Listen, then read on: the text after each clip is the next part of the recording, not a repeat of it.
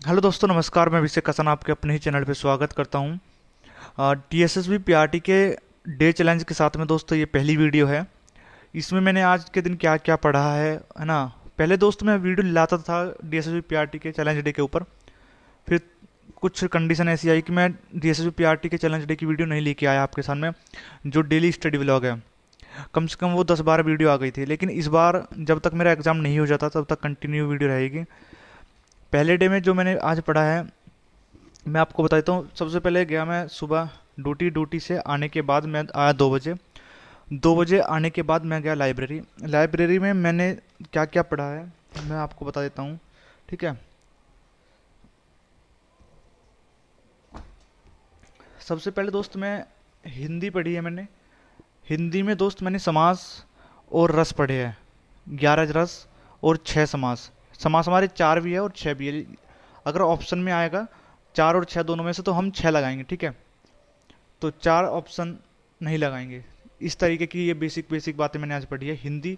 ये हमारी यूपी की एक आदित्य पब्लिकेशन की बुक है। ठीक है, बहुत अच्छी बुक है दोस्त, बहुत अच्छी। उसके बाद में जो मैंने पढ़ा है,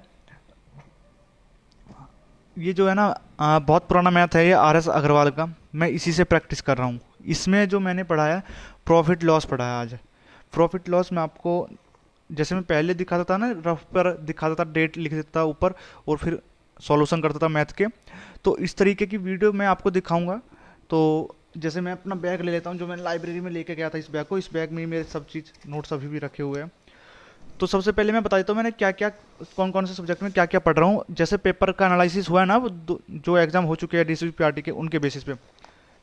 फिर मैंने दोस्त एक अंकित भाटी आरडब्ल्यू वालों की येलो बुक है, वहाँ से पॉलिटी के शुरू के राष्ट्रपति उपराष्ट्रपति भी हो गया था, यानी कि उपराष्ट्रपति तक मैंने पढ़ा है। अब आप देख लेना इस बुक में उपराष्ट्रपति कहाँ तक है।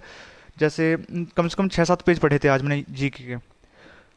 मैथ हो गया हमारा, जीके हो गई, हिंदी हो गई। बात करते हैं इंग्लिश की दोस्त। मैं इंग्लिश नहीं पढ़ रहा हूँ, इंग्लिश इज माई वीक। मतलब हम बस बोल सकते हैं इंग्लिश थोड़ा बहुत। जो इंग्लिश की जो ग्रामर है ना, वो बिल्कुल भी समझ में नहीं आती, पहले से ही समझ में नहीं आती। ठीक है। तो उसके बाद में पार्ट बी के बहुत सारे क्वेश्चन होते हैं बच्चों के कि पार्ट बी में मैं कैसे पढ़ रहा हूँ, कहाँ से करें हम भी तैयारी। तो भाई जो इस जिसका एग्ज़ाम अप्रैल में है ना, 1 अप्रैल के बाद, वो तो भाई पार्ट बी पे पूरा फोकस कर ले। जितना पार्ट ए पे दे रहा है ना, उतना पार्ट बी पे दे लो भाई। बहुत अच्छा बेनिफिट मिलेगा उस चीज़ का।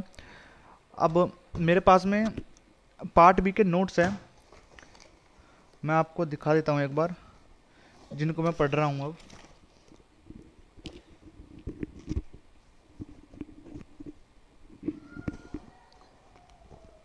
ये मेरे पार्ट बी के नोट्स हैं। आपको शायद लिखी हुई चीज़ ये उल्टी दिखाई दे रही होगी। ठीक है। ये मेरे पार्ट बी के नोट्स हैं जिन्हें मैं पढ़ रहा हूँ।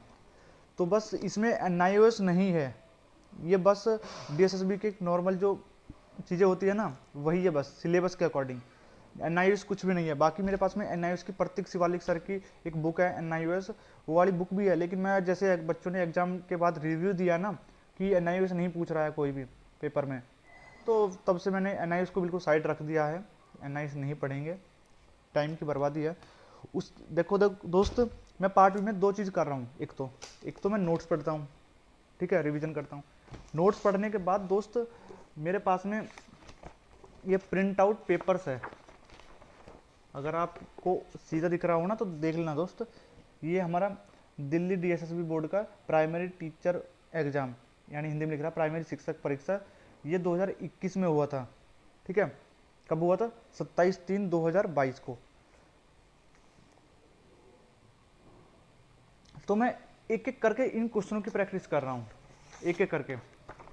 जैसे कि मेरे पास में 2 रजिस्टर है ये प्रिंट आउट के। अगर आप देखेंगे तो ये पूरे जितने भी पेपर हो गए हैं ना अब तक, डीएसएसबी के 52 पेपर इस तरीके से, तो ये पूरे एक पहला हो गया। आज दूसरा आज पहला क्या है, आज कल होगा दूसरा दोस्त। ठीक है। इस तरीके से सॉल्यूशन मैं कर रहा हूँ। इसमें सॉल्यूशन भी है साथ। जैसे क्वेश्चन है, क्वेश्चन के बाद ऑप्शन के नीचे ही, मतलब क्वेश्चन के नीचे ही उसका सॉल्यूशन है। ठीक है, ऑप्शन के साथ में सॉल्यूशन।